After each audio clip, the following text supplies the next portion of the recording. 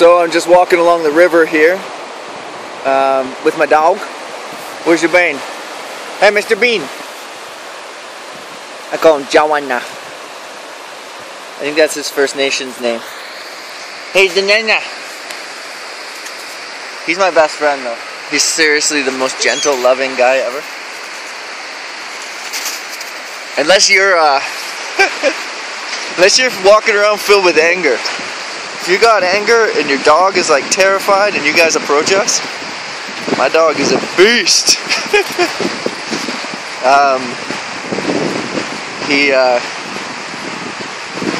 He'll stand his ground.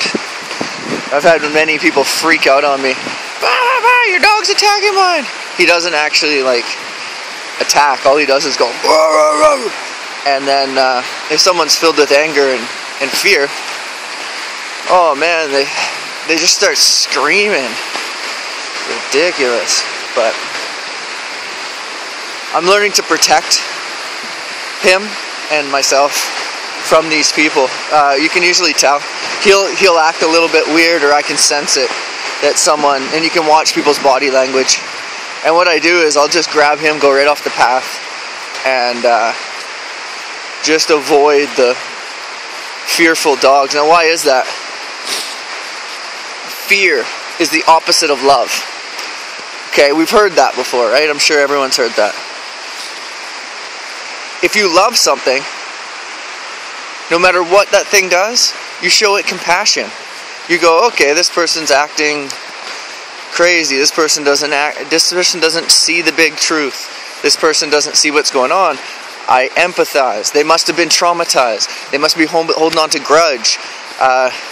Maybe they're greedy because they went without in the past. Maybe they were born into a situation where there was no money. So now they have this idea like, I gotta get it. And they're not seeing the truth. They're afraid to be without. So that's what love is. Love is like, it's instant compassion. It's compassion all the way. It's many things, but that's, in essence, love is compassion. Love is joy. Love is this. Fear is this. That person's going to get me. The moment you're afraid of someone going to get you, you don't love it. That's not love. Even if you think that, I love my son, so I'm going to make sure that no one hurts him. And so that's not love. Love is, that's fear disguised as love. Anytime you're doing things in preparation, just in case, anytime you have a plan B. Plan B is fear. It's possible to have, I guess, plan A, plan B out of love, but the thing is, with love, you don't need a plan B. So I'm going to have to give that some thought, because this is just coming to me now. But with love, you don't need a plan B. You're just like, look, no matter what happens, I love you. We're going to do our best. That's love. It's compassionate. It's simple. Simplicity. That's truth. Truth and love are the same thing. Fear is like secondary. Fear is a plan B. Fear is well, just in case, we're going to try and get that food first, but those other people might get it. So I'm just going to trip them on their way in just to make sure we get it. Oh, and we're doing it out of love. Yeah, because I love you and we need to win. It's like, yeah, you're tripping people out of love? You're sabotaging others because of love? Are you sure about that? That sounds like kill or be killed. Now, what do you do if there's dire desperation? Well, love and compassion, first of all, would eliminate any opportunities to be without. So, meaning, if you have an addiction to something, and then you realize there's not enough, and you might not be able to get it, deal with your addiction. Don't go blaming other people. Don't go sabotaging other people because you need to get your thing. Nah, fast. Go without. Go without. Now, you go without. Don't make others go without. You selfish, self-centered. That's love and compassion. If anyone is going to go without, I will go without. Now this is where a kind, generous, kind-hearted man, yes, ladies, they do exist. A lot of them are homeless and suicidal, by the way. Because the game is rigged.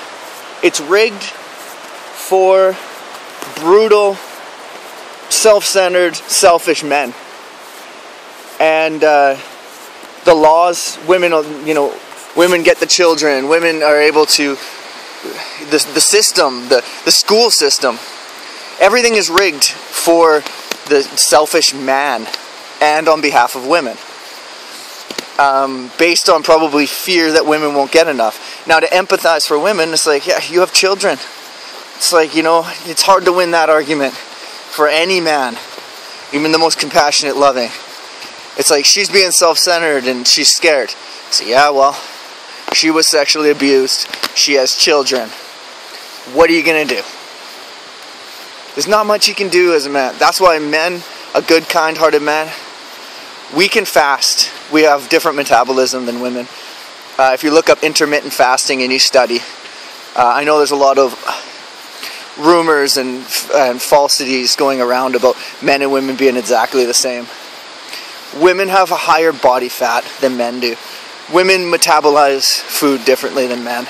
Men can intermittent fast longer. What I mean is, men can do without. We can. Women can't. Not the same way. That's why good men let women go first. That's why we hold the door. That's why we do this.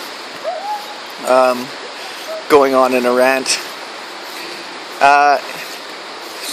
So I don't even know what my purpose of all this. I'm just gonna start making videos. So there's rant number 1. I guess compassionate men, they do exist.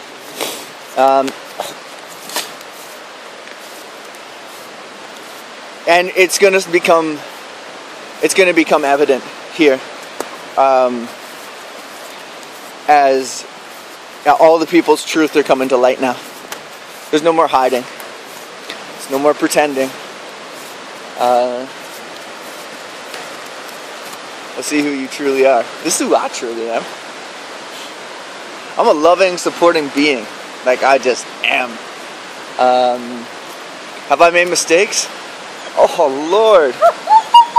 Oh Lord, have I ever made mistakes. Lord, have I ever sinned. Oh, it broke my heart. I didn't think I was going to make it. I didn't want to go on. I've sinned. I've hurt people. That hurts. That hurts me. These people going around going, you hurt people. It is like, back the fuck up. I know I've hurt people. You go deal with you hurting people. Stop pointing your finger at me. Go deal with yourself. Because you're hurting me right now. So, that's some truth. The people who are going, you hurt people, let's shame them. Let's publicly shame them. That is the worst thing you could do to a human. Number 1, we are pack animals. We are groups. We like being in groups. We're individuals. We have free thoughts. I have my own thoughts. I have my own voice. I have my own personality. But we like being in a group. We have families. We're tribe members. We like having. If you publicly shame someone, first of all, they're not going to learn. So a publicly shamed person is going to go, oh, I did wrong. Let me do better. As people are yelling in their face, throwing rocks at them. That's not how you learn. You learn through compassion. When someone says, you know what, I know you did wrong, and what do you have to say for yourself? He's like, well, I did wrong, and I want to do better. Oh yeah, how are you going to do that? Just questions. Just ask them questions. None of this public shaming. It doesn't work. It doesn't work. It's short-sighted. You'll see. Do you guys know what tyranny is? You should study some genocides and see what the fuck you're doing. I don't like to swear, but seriously. Wake up, people. It's time for some love. Time for some compassion. Peace.